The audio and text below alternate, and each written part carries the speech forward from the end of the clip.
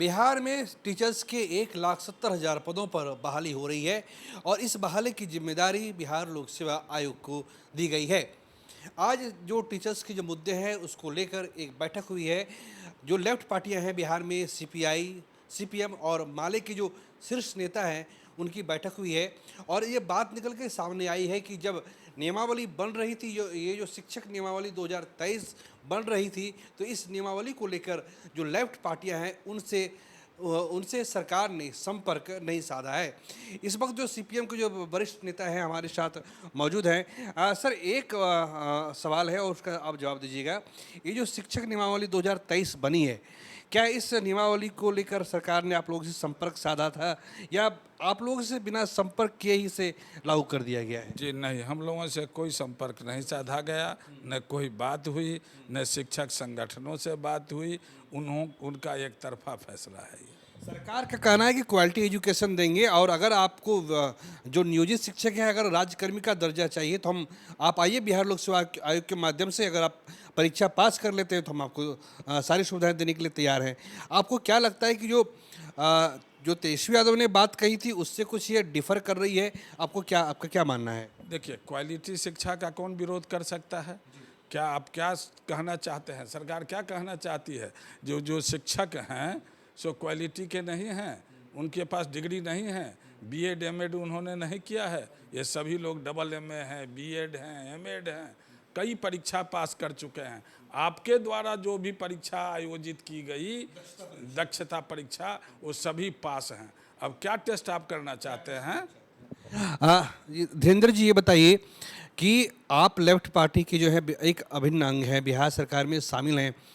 जो जिस तरह का वातावरण तैयार हो रहा है और फिर 10 जुलाई से जो है वो इजलास भी शुरू हो रहा है, क्या सदन में सरकार का विरोध करेंगे? पहली बात। दूसरी बात ये कि आप लोगों से क्या सरकार ने संपर्क साधा था जब ये नियमावली तैयार हो रही थी? नहीं, देखिए, साफ तौर पर कहना है कि ये सरकार का ब्यूरोक्रेटिक फैसला है। महागठबंधन दलों से कहीं से कोई सहमति नहीं ली गई, कोई कंसेंट नहीं लिया गया। गठबंधन से या जो लेफ्ट पार्टी है उनसे? नहीं, मैं दावे के साथ कह रहा हूँ कि महागठबंधन दलों की भी बैठक हुई है। महागठबंधन दलों में तमाम दलों ने इस बात पर चिंता जाहिर किया कि ये जो फैसला लिया गया है वो समाज के हित में नहीं है, शिक्षक के हित में नहीं है। इसलिए मैं मानता हूँ कि महागठबंधन दलों को लेकर के कोई इस पर बैठक होनी चाहिए थी, लेफ्ट पार्टीज को लेकर बैठक होनी चाहिए थी। इस प्रक्रिया को नकारते हुए ब्यूरोक्रेटिक ढंग से फैसला लिया गया, जो गलत फैसला है। सीपीआई के हैं? नहीं, हम भाकपा माले के हैं। हाँ, नहीं, हाँ, देखिए, हम लोग रुख क्या रहेगा, रुख हमारा साफ है। हम भारतीय जनता पार्टी को बिहार में 1 इंच भी जगह नहीं देना चाहते हैं। बिहार में शिक्षक बहाली की पूरी प्रक्रिया जो लंबित रही है, इसके लिए भाजपा जदयू की सरकार जिम्मेदार रही है, उसका बोझ अब हम आज ढो रहे हैं। इसलिए भारतीय जनता पार्टी को कहीं से ये जदयू भी जिम्मेदार है? भाजपा जदयू जिम्मेदार। उस 15 वर्षों में शासन 6 साल से छठा चरण तक बहाली हो गया, 7वां चरण की बहाली नहीं हुई। हम लोग तो यही कह रहे हैं कि 7वें चरण का बहाली कंप्लीट कर लो और तब बीपीएससी के जरिए फ्रेश बहाली लो। बेस्ट टैलेंट का सुनिए, बेस्ट टैलेंट का इन लोगों का एकदम झुंझुना गलत है। बेस्ट टैलेंट तब कहा जाता है जब किसी एग्जाम के लिए ओपन टैलेंट हंट होता है। इसमें तो वही लोग जो टेट पास हैं, जो सीटेट पास हैं, वही लोग तो एग्जाम में बैठेंगे। मैं जनरल स्टूडेंट्स को तो आपने स्पेस दिया नहीं है। इसलिए ये बहाना है और सरकार को पुनर्विचार करना चाहिए। 7वें चरण में पुराने जो प्रक्रिया चल रही थी उसके तहत बहाली होनी चाहिए और शिक्षा नियमावली को फ्रेश बहाली में उसको सामने लाना चाहिए। और नियोजित शिक्षक जो 15 साल 20 साल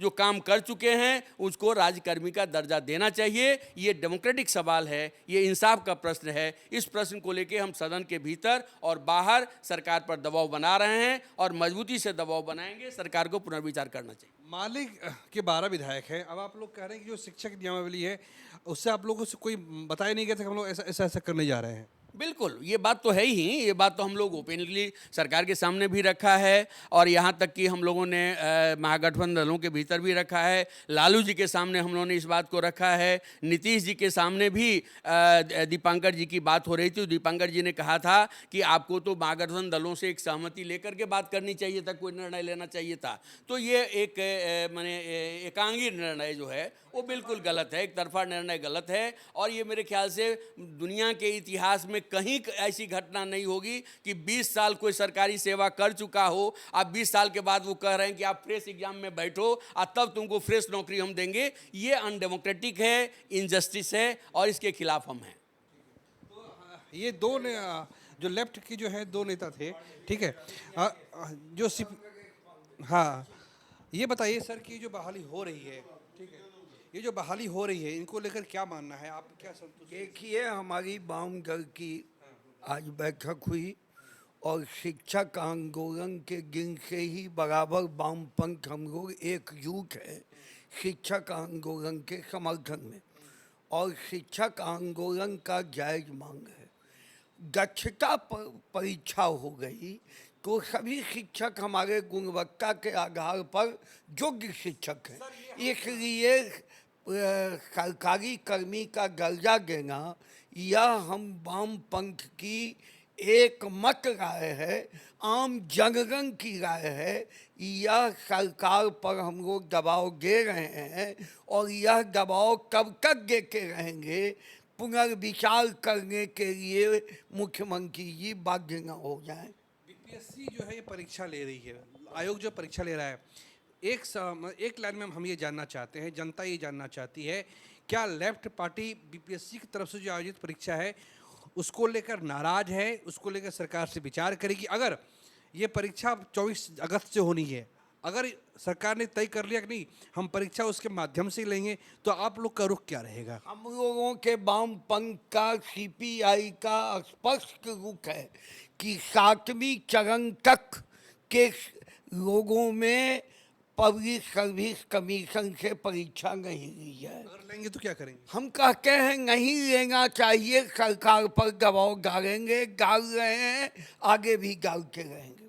तो ये जो बिहार में जो बहाली हो रही है, जो शिक्षकों की बहाली हो रही है, 1,70,000 शिक्षकों को बहाल किया जाना है, 12 जुलाई तक उसकी फॉर्म भरने की आखिरी तारीख है, लेकिन उससे ठीक है 7 दिन पहले आज जो लेफ्ट की जो 3 पार्टियां हैं, माले हैं, सीपीआई और सीपीएम है, इसकी एक संयुक्त बैठक हुई है और साफ तौर से इन्होंने कहा है कि जो 20 साल से जो शिक्षक काम कर रहे हैं, अब उनको द्वारा परीक्षा के जरिए राज्यकर्मी का दर्जा देना ये प्राकृतिक न्याय के विरुद्ध है। और इन्होंने ये भी कहा है कि सदन के अंदर हो या सदन के बाहर हो, हम इसका विरोध करेंगे। यानी जब 10 जुलाई से बिहार विधानमंडल का इजलास शुरू होगा तो एक नए तरह का जो है वातावरण जो है और एक नई तरह की जो परिस्थिति है शिक्षक बहाली के मुद्दे पर सदन में देखने को मिल सकती है। कैमरा पर्सन फिरोज के साथ प्रीतम कुमार, कशिश न्यूज़, पटना।